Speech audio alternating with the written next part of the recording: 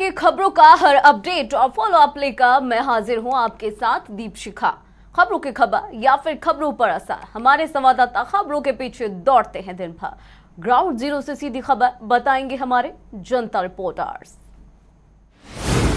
जासूसी मामला, 3 केंद्रीय कृषि कानूनों को वापस लेने सहित अन्य मांगों को लेकर विपक्षी दलों के शोर शराबे के बीच इस पूरे मॉनसून सत्र का काम काज बाधित देखने को मिला और खास तौर पर लोकसभा की कार्रवाई को फिलहाल 2 दिन पहले ही अनिश्चित काल के लिए स्थगित कर दिया गया।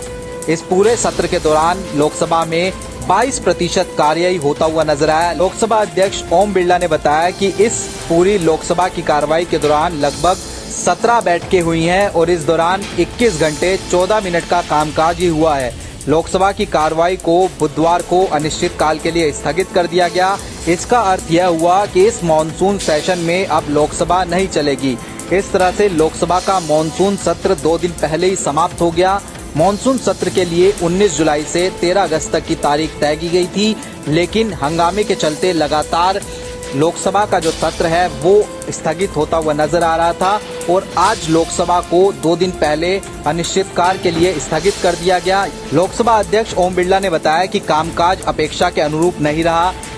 व्यवधान के कारण 96 घंटे में से 74 घंटे कामकाज बाधित रहा। लोकसभा अध्यक्ष ने बताया कि निरंतर व्यवधान के कारण महज 22% कार्य निष्पादन हो सके। उन्होंने बताया कि सत्र के दौरान 127वां संशोधन विधेयक सहित कुल 20 विधेयक पारित किए गए। 4 नए सदस्यों ने शपथ ली। इसके साथ ही मॉनसून सत्र के दौरान 66 तारांकित प्रश्नों के मौखिक उत्तर भी दिए गए और सदस्यों ने नियम 377 के तहत 331 मामले उठाए। वहीं अगर हम बात करें तो हंगामे के चलते लगातार लोकसभा की कार्रवाई बाधित होती हुई नजर आ रही थी और इसी के चलते आज यानी 2 दिन पहले लोकसभा को अनिश्चित काल के लिए स्थगित कर दिया गया। कृषि कानूनों और पेगासस जासूसी विवाद समेत कई मुद्दों पर विपक्षी सांसदों के हंगामे को लेकर राज्यसभा की कार्यवाही लगातार बाधित हो रही है। ऐसे में बुधवार को राज्यसभा की कार्यवाही शुरू होते ही सभापति वेंकैया नायडू भावुक हो गए। ऐसे में मंगलवार की घटना का जिक्र करते हुए वेंकैया नायडू ने कहा कि राज्यसभा की कार्यवाही में कृषि कानूनों का विरोध करते हुए सभी सांसद मेज पर चढ़ गए और कुछ सदस्य मेज पर बैठ गए। ऐसे में राज्यसभा की कार्यवाही की सारी पवित्रता खत्म हो गई। कृषि कानून और पेगासस जासूसी विवाद के साथ कई मुद्दों पर विपक्षी सांसदों के हंगामे की वजह से राज्यसभा की कार्यवाही लगातार बाधित हो रही है। इसके बाद से सभापति वेंकैया नायडू भावुक हो गए। मंगलवार की घटना का जिक्र करते हुए वेंकैया नायडू ने कहा कि कृषि कानूनों का विरोध करते हुए कुछ सांसद मेज पर बैठ गए और अन्य सदस्य सदन की मेज पर चढ़ गए, जिससे राज्यसभा की सारी पवित्रता खत्म हो गई। पंजाब के मुख्यमंत्री कैप्टन अमरिंदर सिंह ने अपने दिल्ली दौरे के दौरान मंगलवार को गृह मंत्री अमित शाह से मुलाकात करी और कई अहम मुद्दों पर दोनों नेताओं के बीच चर्चा हुई। तो वहीं पार्टी अध्यक्ष सोनिया गांधी से भी अमरिंदर सिंह की मुलाकात हुई। तो वहीं अब लगाया जा रहा है कि अमरिंदर सिंह अपने दिल्ली दौरे के दौरान कई नेताओं से मुलाकात करेंगे और कई ऐसे मसले हैं जिन पर चर्चा की जाएगी। तो वहीं कैप्टन अमरिंदर सिंह के दिल्ली दौरे को लेकर कई नेताओं की नजर लगातार बनी हुई है।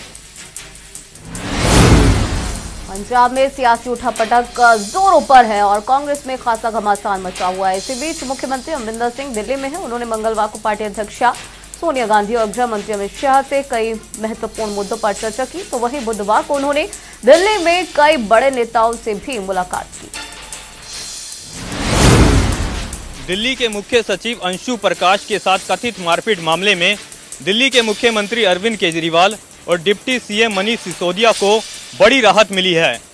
दरअसल मुख्यमंत्री अरविंद केजरीवाल और डिप्टी सीएम मनीष सिसोदिया समेत 9 विधायकों को कोर्ट ने बरी कर दिया है, जबकि 2 विधायकों पर आरोप तय किए गए हैं। वहीं कोर्ट के इस फैसले के आने के बाद मुख्यमंत्री अरविंद केजरीवाल ने कहा कि सच की जीत हुई। दिल्ली के मुख्य सचिव रहे अंशु प्रकाश के साथ कथित मारपीट के मामले में मुख्यमंत्री अरविंद केजरीवाल के साथ अन्य लोगों को बड़ी राहत मिली है। दरअसल दिल्ली की स्पेशल कोर्ट ने अरविंद केजरीवाल, मनीष सिसोदिया के साथ अन्य 9 विधायकों को बरी किया है। हालांकि कोर्ट ने आम आदमी पार्टी के विधायक अमानतुल्लाह खान और आम आदमी पार्टी के ही विधायक प्रकाश जरवाल पर आरोप तय किए हैं। वहीं ये फैसला आने के बाद से दिल्ली के मुख्यमंत्री अरविंद केजरीवाल ने ट्वीट कर प्रतिक्रिया दी है। उन्होंने लिखा है कि सत्यमेव जयते।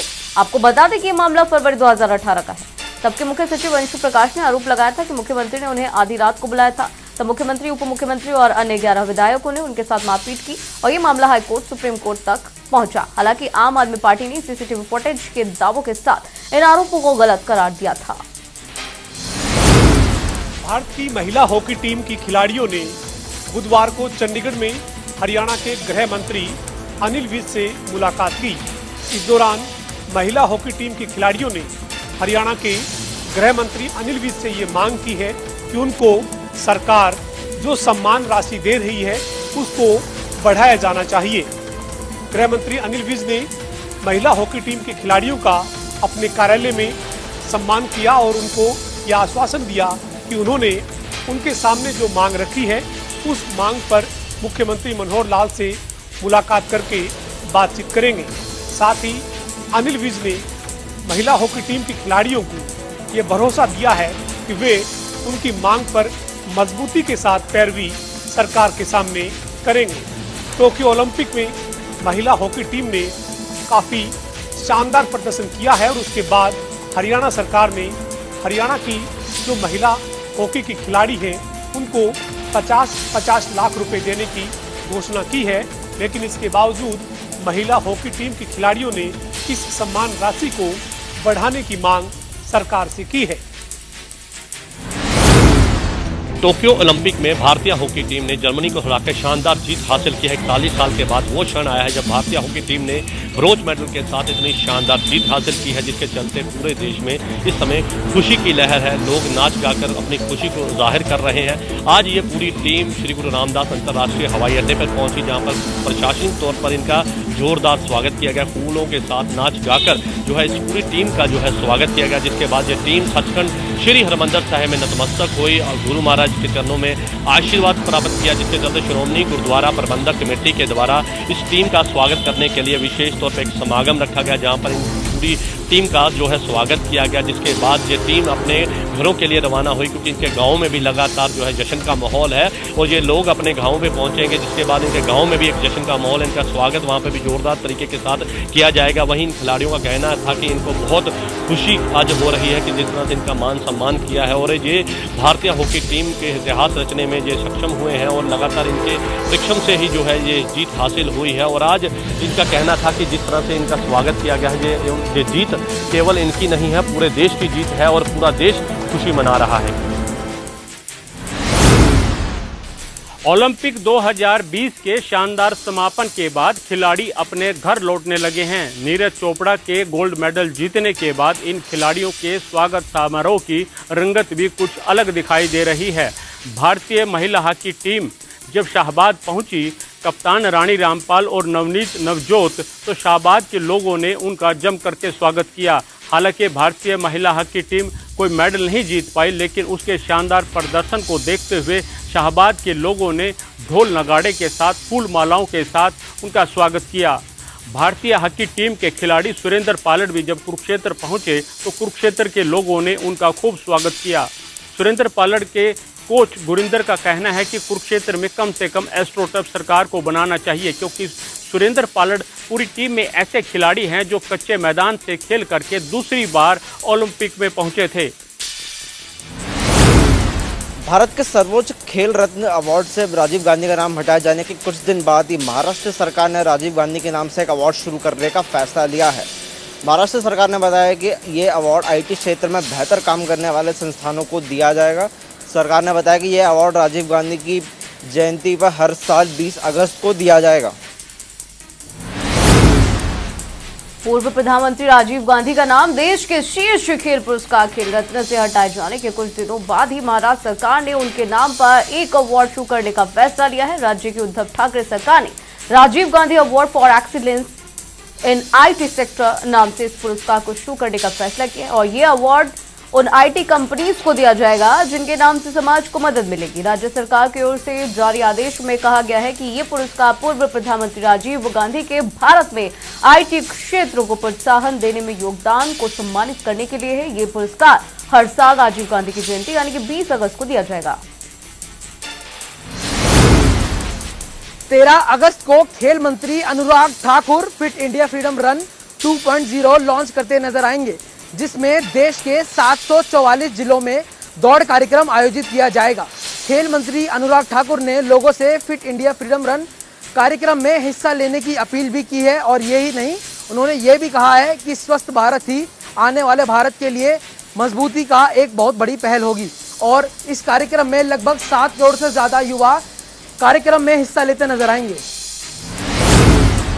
आजादी का अमृत महोत्सव के चलते खेल मंत्री अनुराग ठाकुर 13 अगस्त को फिट इंडिया फ्रीडम रन 2.0 का आगाज करेंगे। आपको बता दें कि सरकार ने इस कार्यक्रम में 7.50 करोड़ युवाओं को सम्मिलित करने का लक्ष्य रखा है। इसके साथ ही खेल सचिव उषा शर्मा ने बताया है कि देश के विभिन्न हिस्सों में आयोजित होने वाले इस कार्यक्रम में बीएसएफ, सीआईएसएफ, सीआरपीएफ और रेलवे जैसे विभाग हिस्सा लेते हुए नजर आएंगे। गौरतलब है कि यह कार्यक्रम देश के 744 जिलों और कई गांवों में आयोजित किया जाएगा।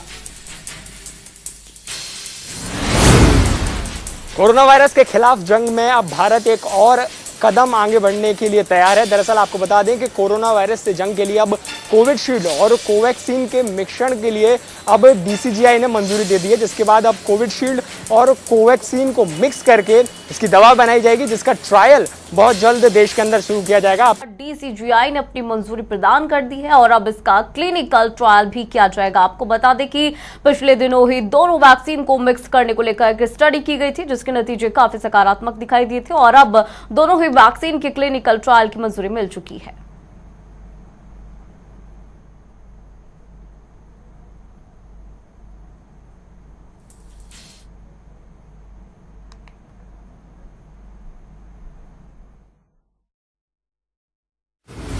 जिला किन्नौर के नीलूसरी में एक दर्दनाक हादसा हुआ है, जिसमें जो है एक बस और एक ट्रक और छोटे वाहन दबे हुए हैं। जिला प्रशासन की पूरी टीम यहाँ पहुंची हुई है, जो रेस्क्यू करने के लिए अपना कार्य कर रही है, लेकिन ऐसे में पहाड़ी से चट्टानों के गिरने से लगातार रेस्क्यू का कार्य करने में परेशानी का सामना करना पड़ रहा है। जहाँ तक अभी हम बात करें तो अभी तक 8 लोगों को रेस्क्यू कर दिया गया है, जिन्हें बाबा नगर अस्पताल ले जाया गया है, जहाँ उनका उपचार चल रहा है। यूं तो गुरुग्राम में तकरीबन 19 लाख लोगों को वैक्सीनेशन की डोज दी जा चुकी है, जिसमें 15 लाख लोगों को पहली डोज दी जा चुकी है, तो वहीं 4.5 से 5 लाख लोगों को दूसरी डोज दी जा चुकी है। लेकिन बावजूद इसके साइबर सिटी में एक ऐसा तबका भी मौजूद है जिसकी तरफ जिला स्वास्थ्य विभाग का ध्यान गया ही नहीं। ये तबका है कर्मचारी वर्ग का, ये तबका है मजदूर वर्ग का, जो कहीं ना कहीं कंपनियों के नोटिस के बाद घंटों लाइनों में लग वैक्सीनेशन कराने को मजबूर हो चले हैं।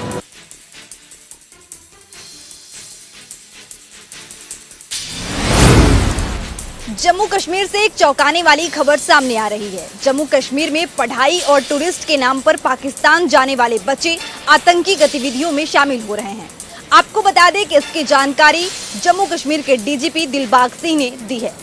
दिलबाग सिंह का कहना है कि 57 युवक की पुख्ता जानकारी है कि वो लगातार आतंकी गतिविधियों में शामिल हो रहे हैं, तो वहीं 57 में से 17 युवक ऐसे हैं जो मुठभेड़ में मारे गए।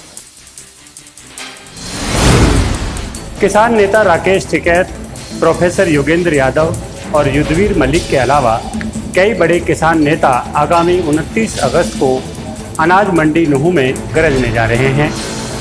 बड़े किसान नेता 29 अगस्त को नूहू की अनाज मंडी में यहां के किसानों की बात, मन की बात सुनने के लिए आ रहे हैं।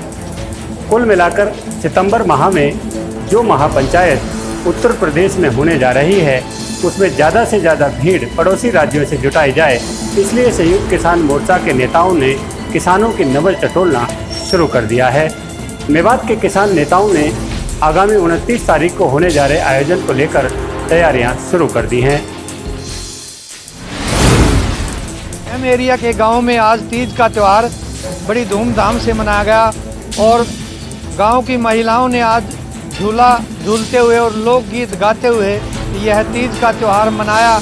खंड विकास एवं पंचायत अधिकारी कार्यालय द्वारा खेड़ी महम गांव के सरकारी स्कूल में तीज उत्सव का आयोजन किया गया, जिसमें गांव की महिलाओं ने बढ़ चढ़कर भाग लिया और काफ़ी संख्या में बच्चे और युवक युवतियां भी वहां पहुंचे थे और तीज का त्यौहार परंपरागत तरीके से मनाया गया और स्वयं सहायता समूह की महिलाओं द्वारा यहां पर स्टाल लगाए गए थे और काफ़ी ग्रामीणों में इस उत्सव को देखकर काफ़ी उत्साह नजर आया।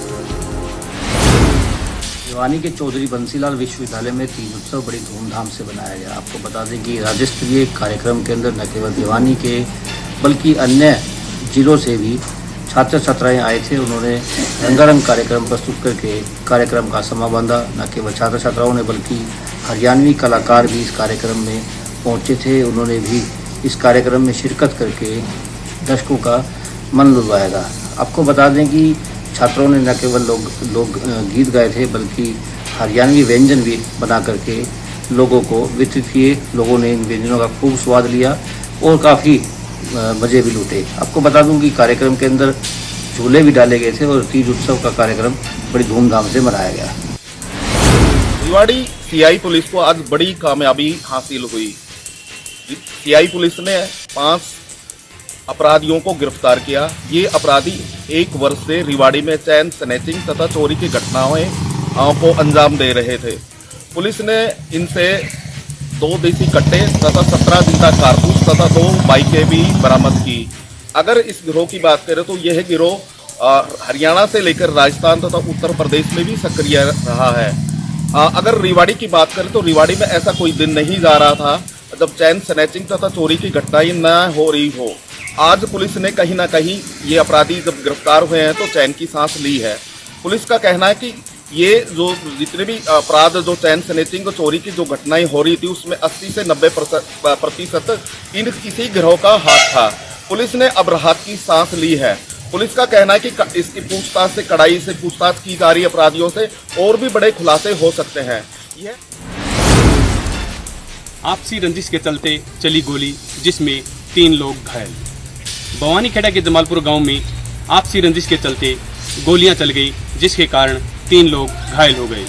वहीं विवाद इतना बढ़ा कि पत्थर और लाठी डंडों से 2 गुटों में जमकर झगड़ा हुआ। घायलों को भिवानी के सामान्य अस्पताल में भर्ती करवाया गया है। वहीं पुलिस मामले